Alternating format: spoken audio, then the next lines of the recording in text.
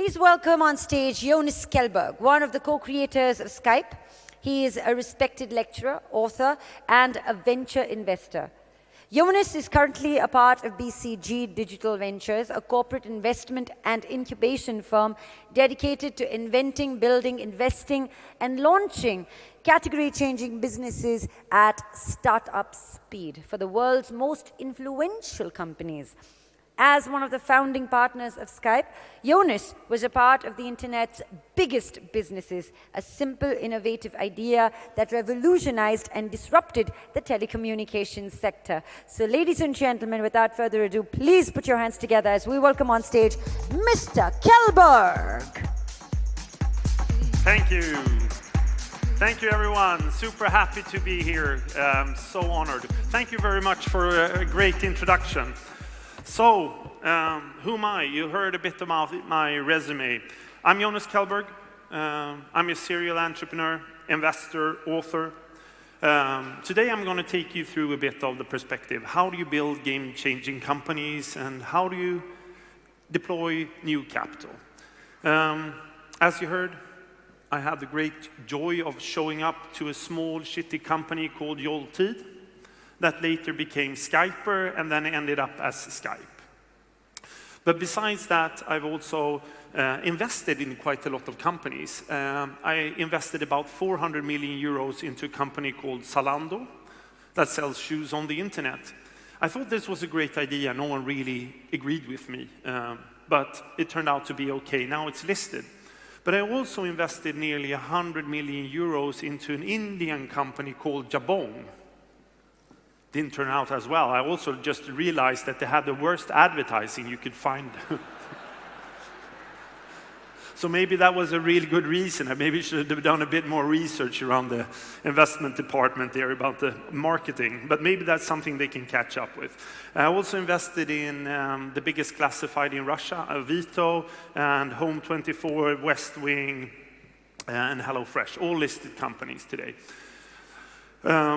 Besides that, I've also started more than 50 different companies. Most of them you haven't heard about, because most of the things I touch actually go to hell. But 3 companies I started was Player.io, Kennetworks, and Anuba. I sold all of these companies to Yahoo. So if you ever have a company that is not working out, call Yahoo. Because with a bit of persuasion, they buy everything. The problem is probably they're not around tomorrow, but that's a different story. But as you heard, besides that, I'm also now working for the Boston Consulting Group. I'm also in the digital advisory board for IKEA, now trying to help them rethink their perspective, and now opening their first store here in India. But as you hear, my life has always been, how do you change the game? How do you take a perfectly working business model that some of the largest corporations have and destroy it? That's my passion. That's why I get out of bed. Is there something we can destroy today? Because let's face it, if you have a lot of revenues and a lot of profits, with new technology coming around the door, could you challenge it? Could you rethink it? So that's my perspective. But I think starting off here, I think it comes down to a fundamental question. And that is it the big companies that will beat the small, or is it the fast that beat the slow? Because let's face it, most companies are really big. And my challenge has always been, how do you rethink the perspective? Because in the companies where I've thought the fast beat the slow, they've been, really big and successful sometimes, but in the other cases, the big companies have actually beat me. So the paradox here is, most of the time when I fail, it's because the beat the small. And this confused me. So if we just do a quick hands up, if I would say, is it the fast that beat Is it the big that beat the small, or is it the fast that beat the slow? Hands up for fast beat the slow. Okay? Not as many hands. And the big that beat the small?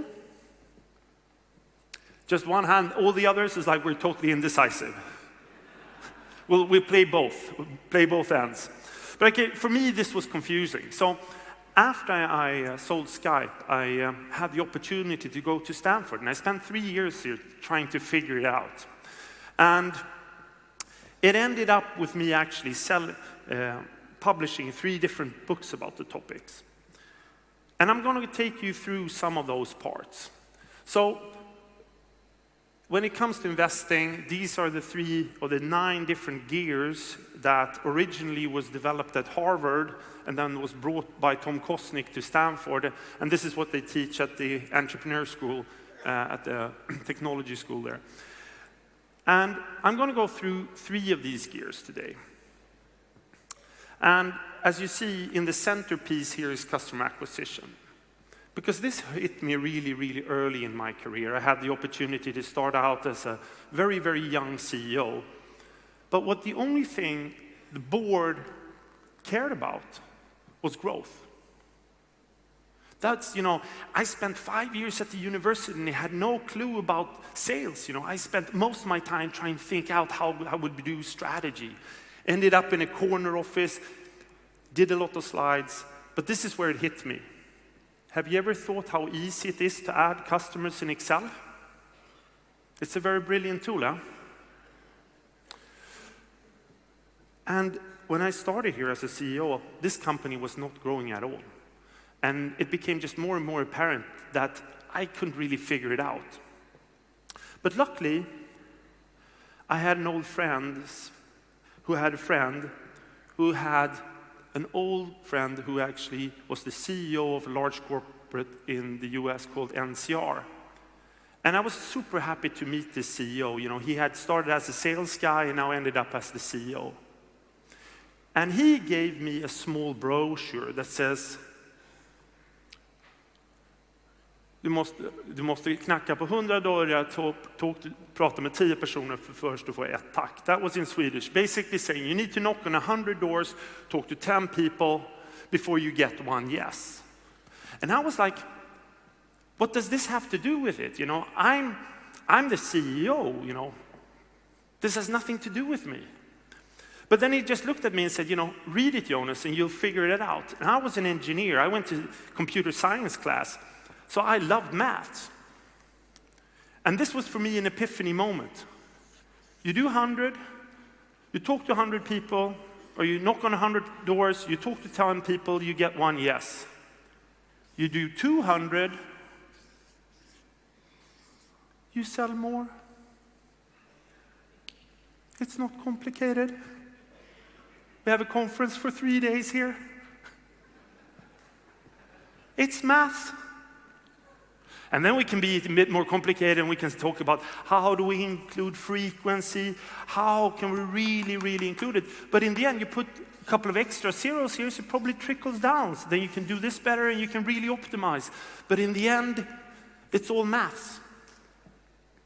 So when I talk to a startup and even large corporates today, I often always think about customer acquisition as a math problem. And I think you should think to yourself, have you put your best engineers trying to unlock growth?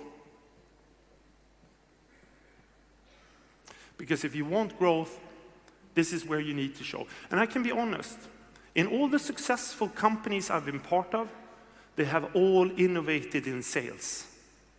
Is this something you walk up on stage and tell people about? No. This is one of the most guarded secrets of any company, to find the imperfection of driving new customers through the door. And with all the things that are happening and all the change, you can see how much AI is driving this. I take a math approach on everything. Hans Paul talked about how Starbucks have now gone to a segment of 1 when it comes to deploying mathematical use of propensity models. What are you going to buy tomorrow? So if the first lesson of driving capital is you want hypergrowth, so you need to know how to unlock it. So that's lesson number 1. Lesson number 2 is basically delight. When I say the word delight, what comes to mind? Anyone? Yeah, love, great things for customers. It's about, I think, how many have heard about the word unique selling proposition, USP? Anyone? Basically, this is another perspective of it. We've taken this from the hierarchy of customer needs. It basically works like this. At the top, you have delight, then you have efficiency and functionality. Maybe I can give you an example. Alfa Romeo had a very strong delight in design. Is there any Alfa Romeo owners in here? It's not very common in India, is it? But if you had design here, the problem here is that if the car doesn't go from A to B, the delight falls, because the functionality is not there. Let's talk about another example. Volvo. What was their delight? Safety, What is it today? Chinese. It's an interesting, this is the Swedish Nokia moment. We don't really want to talk about it. But the interesting thing here is, for me, is more what actually happened. During a period of time, Volvo added a lot of safety features and customer satisfaction increased. But what do you think happens when all cars are as safe? It becomes a functionality. And I think this was the same with Skype. During a period of time, we innovated in the way to communicate, and we real thought how a telco would actually work. But today, most services have the same function. And here comes the caveat. There's no customer going to walk through your door and tell you what we loved with your customer and with your product before, today is commodity. That is the challenge. And I'm quite amazed. I today have the opportunity to meet a lot of boards and stand in front of a lot of CEOs through my job through BCG. And I'm still amazed how little time and energy they are spending on innovating tomorrow's delight. And how much energy is actually all about trying to fix the functionality and the efficiency. Why is that? Because we're all talking about the future. The whole conference is here about thinking about tomorrow. And yet, most CEOs and boards spend so little time. I can go to a startup conference and everyone wants to change the world and has a very strong vision, but they have no money, no organization, no firing power. But the largest corporations I meet, they're all so focused on trying to make their existing business model a bit more efficient. I'll tell you why I think it's difficult. Because innovating in tomorrow's delight is about reimagining the future. It's about thinking tomorrow. What is tomorrow going to look like, and how am I going to act today?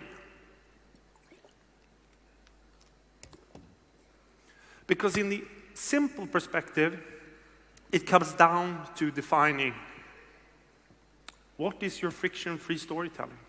Because often when I meet these boards, I only have a very simple question. What are you selling? How often do you think I get a straight answer? It's often, well, Mr. Kjellberg, it's a very, very difficult. We are a big company. And what we do is very, very complicated. We have more than 200,000 people. And I'm saying, okay, but you're 40 people around the table. If you don't know what you're selling, how should the rest of the 300,000 people know what they should be doing? Well, it's complicated. We're getting most of the money from the French government. And then I'm like, okay, I'm out of here. But that's a different perspective. But it's a simple question, but it's very, very hard to answer. And that's what I define as delight. And I learned this very early on because I had the great opportunity to have Stefan Persson one of H&M's founders in my board very early on, and he talked with great passion how difficult it had been for H&M. Because H&M was a fashion clothing company as everyone else, until he one day decided, from today on, we're going to be a fashion company with a zero less on the price tag. Very simple. We're going to be a fashion company with a zero less on the price tag. If Gucci has supermodels, so do we. If Prada are on Fifth Avenue, so are we. If Yves Saint Laurent takes $300 for a pair of jeans, we'll take 30. But from today, we're in a fashion company, and we're going to act like one. And they redefined the model that no one believed in, doing cheap fashion on high street. But if you go back and look, what did they do? It's been a magnificent journey for them. Huh? But a bit later, another company starts, and it has outgrown H&M. Which one? Zara, Inditex, correct. So what did they do? What is their friction-free storytelling? It's, we're first with the latest. They don't see themselves as a fashion company. They see themselves as a logistic company. Because when H&M was all about trying to make their supply chain more efficient, Zara said, let's increase it so we can increase the turnover time. Then I invested in online retail. Zalando. They don't see themselves as a, their friction-free storytelling is, we dress code. It's a tech company, has nothing to do with fashion. But when I was in the board, I was a bit disappointed because I thought everything they did at Zalando and Jabong, was apparently quite ugly. But then I talked to the head of fashion, and the head of fashion, she was also a former BCG colleague, and she just looked at me and said, Jonas, never ever underestimate the bad taste of Germans. Because for her, everything was just one gigantic Excel sheet. It was all about trying to understand what is the customer going to buy, because you can display 16 different products on a website. So it was more about understanding what is the propensity for you buying what, and if I have no data about you, I will serve you with a cowboy boot in plastic.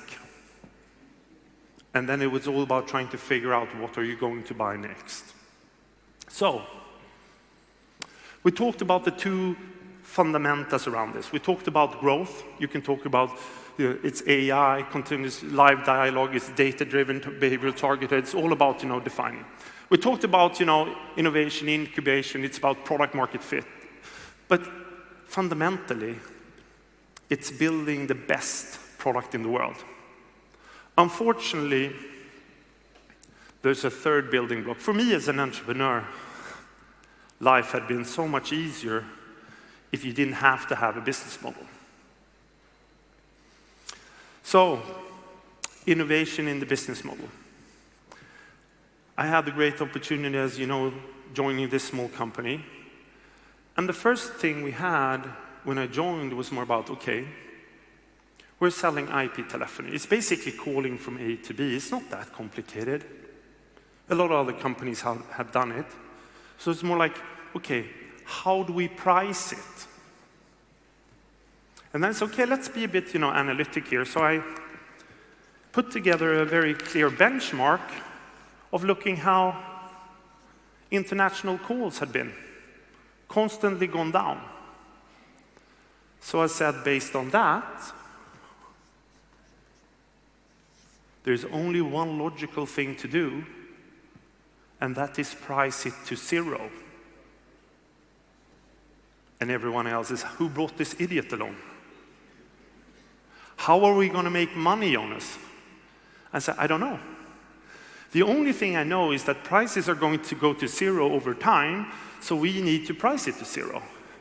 And then everyone's like, can we fire him directly? And Niklas is like, do you know how difficult it is to recruit nowadays? And I'm like, yeah, thank you, guys. But then Niklas said, maybe we should hold the thought there. what do we need to do different if we want to keep that customer promise?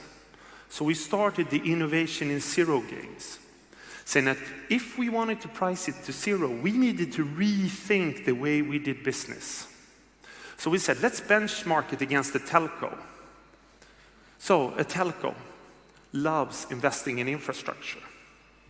But we said, let's use the internet that the customer has already paid for. We found our first zero. Second, a telco loves to invest in phones and hand out phones. We said, let's use your computer to code the calls and send them out. Third part, to get really, really good voice quality, you need to buy a lot of Cisco routers. By the way, how many here use Skype? Cool, that's a lot of people. How many used Skype before Microsoft destroyed the product? That's cool. There's someone really waving down there, yes. Can you remember when you were early on, had Skype? You had the client on, you left, you came back a half an hour later, and your computer was super hot and the fan was blowing at max? Because what had happened then is that your computer had become a supernode, and all traffic was routed through your computer. Because we came to the conclusion there was a lot of CPU power connected to great internet, but not being used. And we said, sharing is caring. All government building, big banks at night, so much computer power not being used. Sharing is caring. Luckily, we didn't have a legal department that could help us out in this situation. So, customer service. At this time, I'd run about 3 different telcos, and I knew customer service was a very, very expensive cost. But our challenge when we talked around, especially mine, is after I called Vodafone, I was more often disappointed after the call than before. And we shared the same thought, you were happy, you called customer service, and then you were sad. Meaning there's a negative delta by calling a customer service. And we said, we don't want to have a negative delta. So we said, let's make it impossible to call Skype. We took away our phone number from our website. We didn't have business cards. We just made it impossible to call us.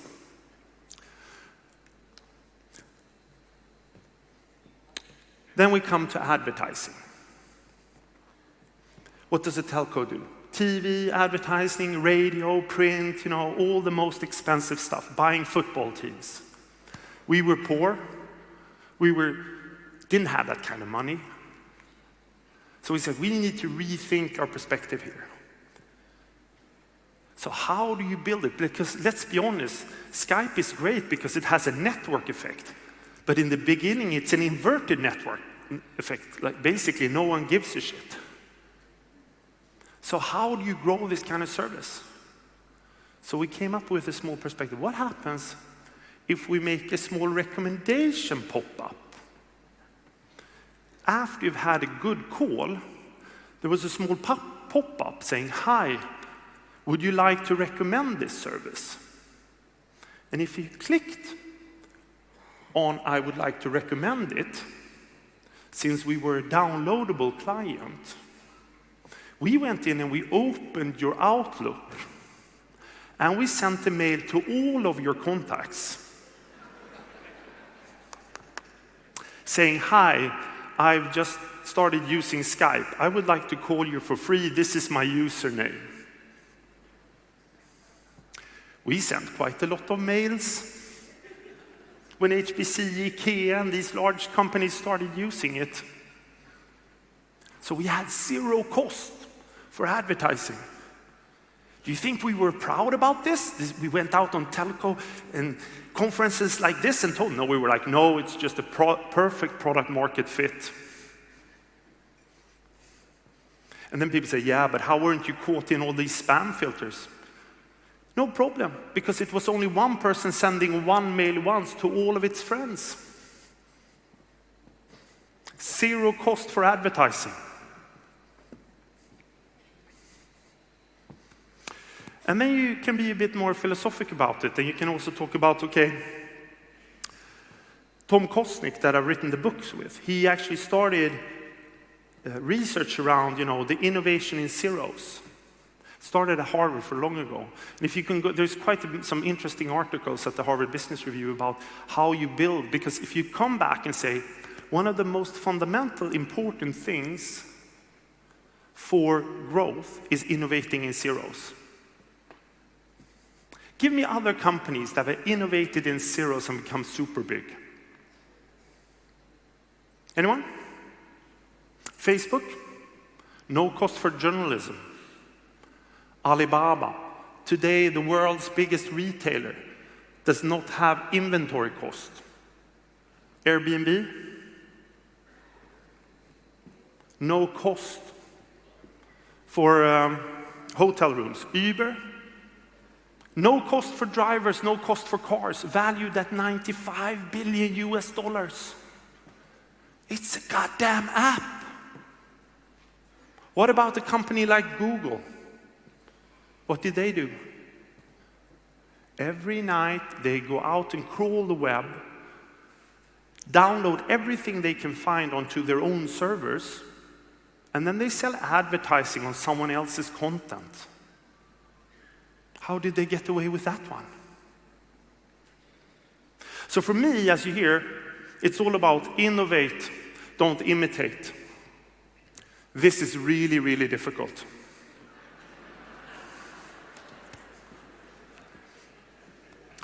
It can be done, but my suggestion is to rethink. And maybe here in India, you are at this stage, you're copying a lot of other models, you're driving it to the domestic market.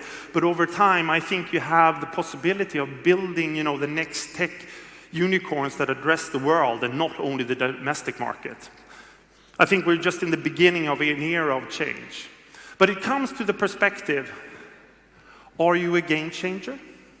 Are you willing to rethink the things based on driving customer acquisition, creating a great delight, and then innovating in zeros? Because those are the three fundamentals of the companies that really explode.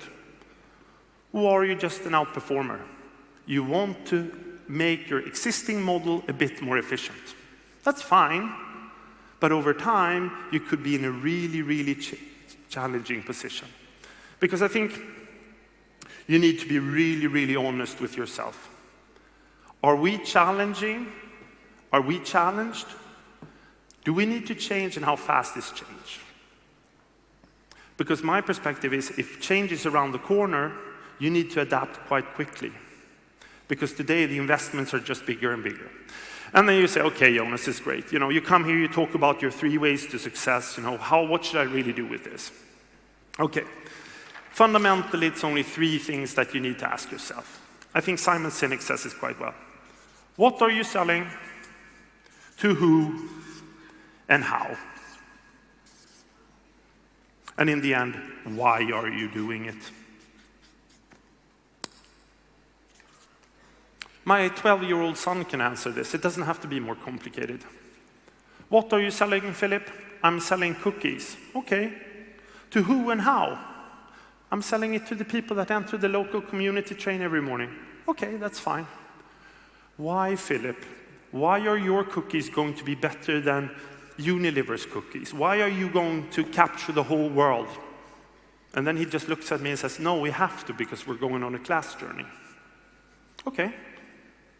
Normal parents would have given up there, but I can't. So I'm, Philip, how have you innovated in zeros in this business model? We talked about it. We talked about the importance of innovating in zeros. And then he thinks for a while and he comes to the conclusion, if mother buys the cookies, I make so much more. Yes, Philip, you just found your first zero. Thank you very much. That was all for me.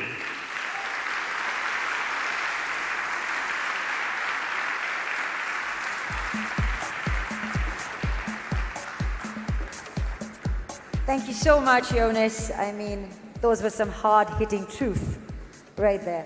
Well, we have a question for you, and Yes. we would be delighted if you would answer the question for us.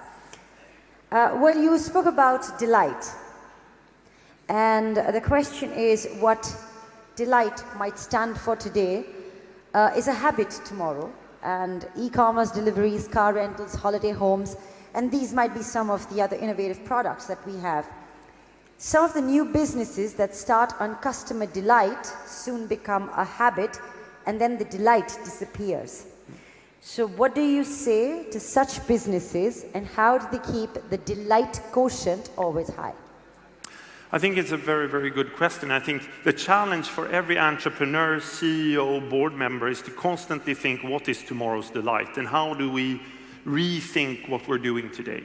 Because it's so easy that you become complacent and you start optimizing. And I think Skype is a good example. They started adding a lot of features, and the market just wants a even more simple product. So sometimes it's actually delight is actually going against the normal engineering perspective of adding things. It's about taking away things and making it even more crisp.